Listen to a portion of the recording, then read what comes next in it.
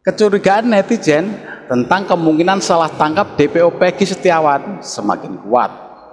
Bukti dan saksi tidak menunjukkan sama sekali bahwa Peggy Setiawan adalah pelaku utama. Jika memang terjadi salah tangkap, hal ini tidak akan menyelesaikan masalah, tapi justru akan menambah masalah baru. Bisa jadi mungkin dari pihak kepolisian seperti dikejar target DPO, sehingga terlalu tergesa-gesa dalam mengambil tindakan. Dan sepertinya saksi Aep yang katanya melihat di TKP itu juga bohong. Aep sangat berkemungkinan terlibat dalam kasus itu, karena dalam foto terlihat Aep berteman dengan Peggy yang sebenarnya. Jadi ada kesan bahwa Peggy Setiawan yang ditangkap saat ini adalah kambing hitam untuk menutupi DPO yang katanya adalah anak mantan bupati tersebut. Selama ini memang harus kita akui bahwa peradilan di Indonesia terlalu banyak dramanya dan ujung-ujungnya rakyat kecil yang jadi korban. Akun FB Peggy Setiawan alias Peggy Perong alias Perong yang sudah ditetapkan menjadi tersangka kasus Vina ya oleh Polda Jawa Barat, teman-teman, beberapa hari yang lalu tiba-tiba menghilang, teman-teman. Ya, ini akun aslinya ya, kemudian kebetulan di file saya masih. Ini 29 Juli 2016, berarti sebelum kejadian ya. Ya, ini akun asli ini ya, aslinya Peggy ini. Waktu belum hilang, waktu masih ada gitu. Ini tanggal 24 Juli itu. Ini 18 Juli 2016, akun Peggy ini ya. Dimarahin mama gara-gara suruh berangkat ke Bandung. Ini 11 Agustus 2016. OTW Bandung tanggal 12 Agustus 2016. Sebelum kejadian ya berarti ya. Karena kejadian kasus Vina kan tanggal 27 Agustus 2016. Bismillahirrahmanirrahim. OTW Bandung, semoga selamat sampai tujuan. 15 Juli 2016, teman-teman. Ini 15 Juli 2016 ya. Kemudian ya ini profilnya tuh, itu Peggy baju biru. Profilnya waktu masih muda ya. Hari ini terakhir di Cirebon 14 Juli 2016. Lupa suasana kampung halaman 24 Agustus 2016. Ini 3 hari ya berarti ya. 3 hari sebelum kasus Vina ya, kejadian Vina. Nih, terus kita scroll lagi. Nih 1 September, ini sudah ada curhatan seolah-olah ya. Ya Allah, saya nggak tahu apa tentang masalah ini. Kenapa saya kena getahnya? Cobaan yang Engkau berikan begitu berat ya Allah. Ini 1 September 2016, berarti kurang lebih 4 hari setelah kejadian ya.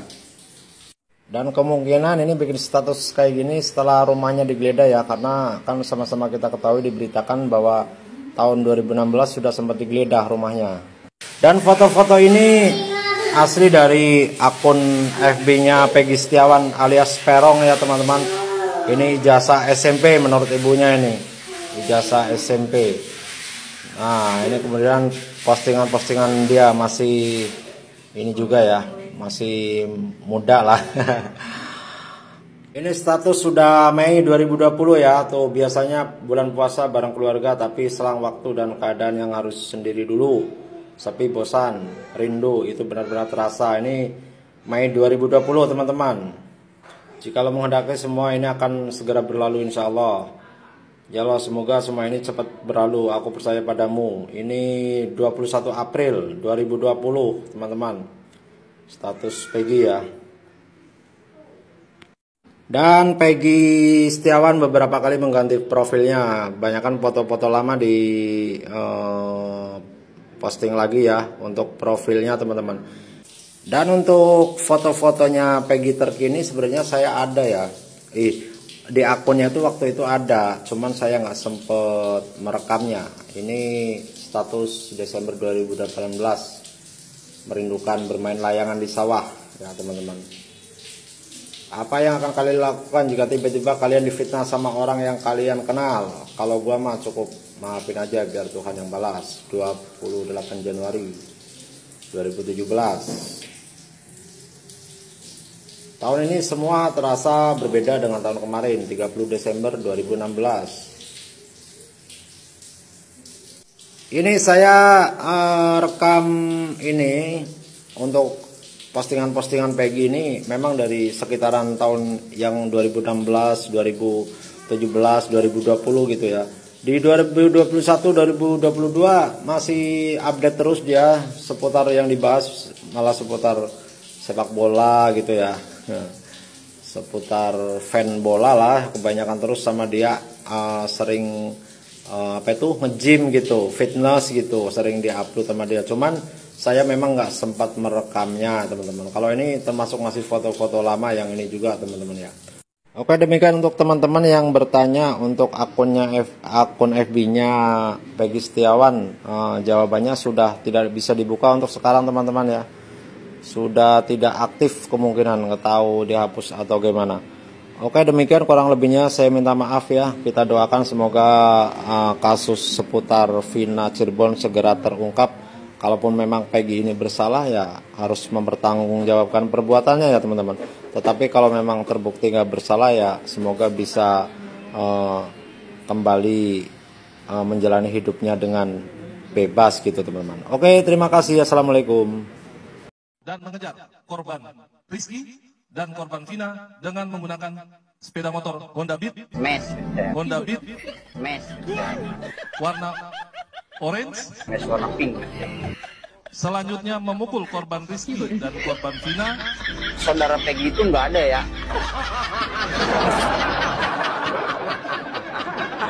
Peggy Setiawan itu memang tercatat di sini dengan identitas nama orang tua laki-laki bernama Pak Rudi, perempuannya Kartini.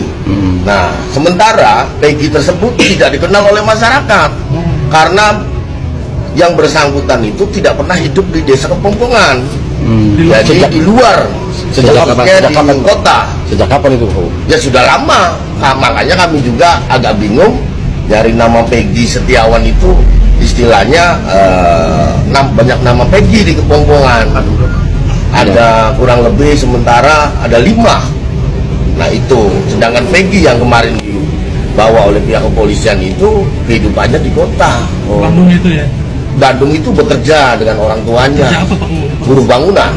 Iya. Di kota ini di mana Pak maksudnya? Ya, di kotanya itu biasanya di Pelandakan, di Majasem gitu ya.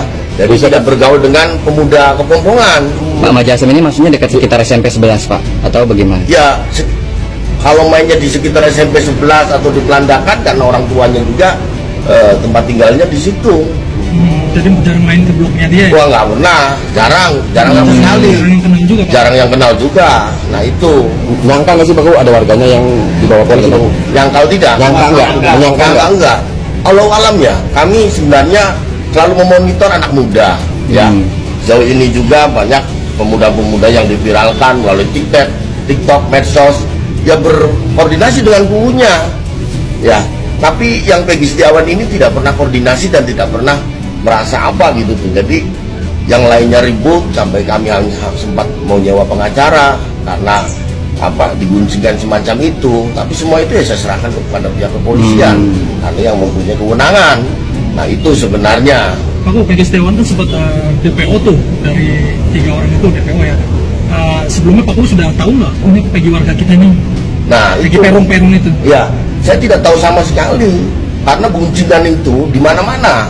Bukan hanya di Kepompongan saja, pernah sempat di Banjarwangunan juga rame, ya itu. Tapi kita tidak pernah tahu fotonya, apanya, hanya nama-nama saja. Maka dari itu Pak nggak melaporkan ya mungkin? Ya tidak melaporkan, mau nama Peggy banyak mau dilaporkan satu-satu, karena itu kewenangannya kepolisian bukan kewenangan saya. Ada berapa foto itu? 3 foto. Ya. Termasuk ada Peggy Setiawan. Peggy Setiawan nggak ada. Berarti di 3 foto itu nggak ada mukanya Peggy Setiawan? Nggak ada. Nggak ada. Berarti siapa aja? Yang itu Peggy alias Terong, Dani, sama satu lagi Andi. Beda sama Peggy Setiawan. Yang ditangkap yang sekarang tuh Peggy yang mana? Tadi tuh Peggy itu beda jauh sama yang di foto di HP ke polisi itu. Berarti polisi ini udah punya 3 foto DPO ya? Berarti polisi ini udah punya 3 foto DPO. Udah ada. Kemudian tidur di bedeng. Jadi yang tidur di bedeng itu siapa aja? Robi, Parudi, Peggy, Inu, Parman. Suparman loh, saudara saya. Oke. Saudara semua, Pak. Ya, setelah itu, kapan mulai dengar ada peristiwa Dina Eki itu? Ya, pas Berapa itu. hari kemudian? Ya, 3 hari kemudian. Tapi waktu kejadian itu masih di sana semua. Iya.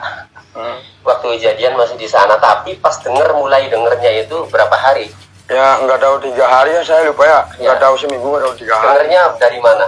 Dari berita orang-orang aja katanya. Ya. Yang punya itu namanya Egy. Dengernya apa waktu itu? Dengernya gimana waktu itu? Dengernya kecelakaan lalu lintas. Dengernya ada kecelakaan lalu lintas. Terus? Iya.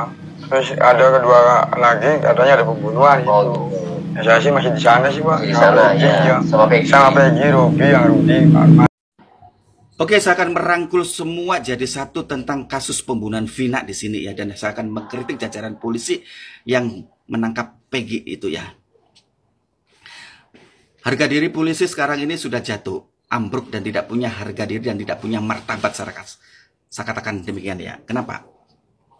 8 tahun kalian cuma bisa menangkap seorang kuli bangunan, cuma bisa menangkap seorang buruh. Itu tersangka atau tidak ya? Atau Anda sebagai jajaran pihak kepolisian atau sekedar mengambil jalan pintas? Atau mungkin kalian menangani kasus ini sudah depresi, sudah tidak punya jalan lagi, dan depresi dan mengambil jalan pintas dan mengkambingkan salah satu warga negara Indonesia ya. Mungkin betul atau tidak ya.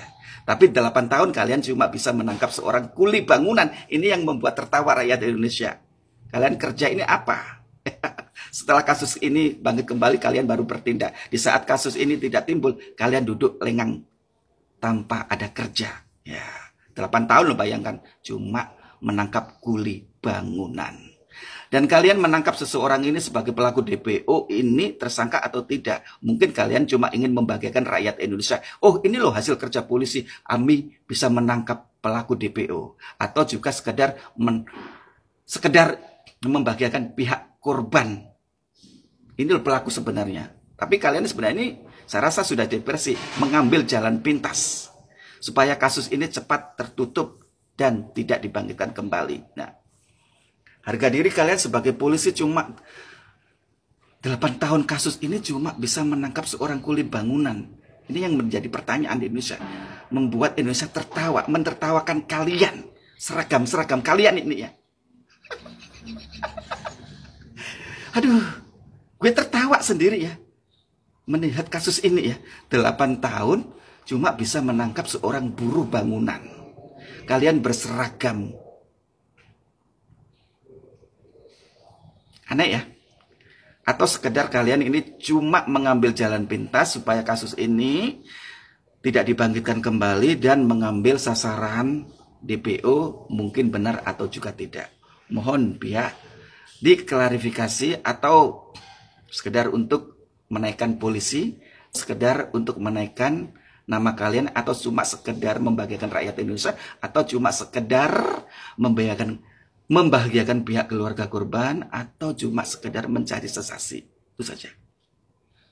8 tahun loh nama kalian dipertaruhkan, akhirnya ujung-ujungnya dalam kasus ini cuma bisa menangkap seorang kuli bangunan.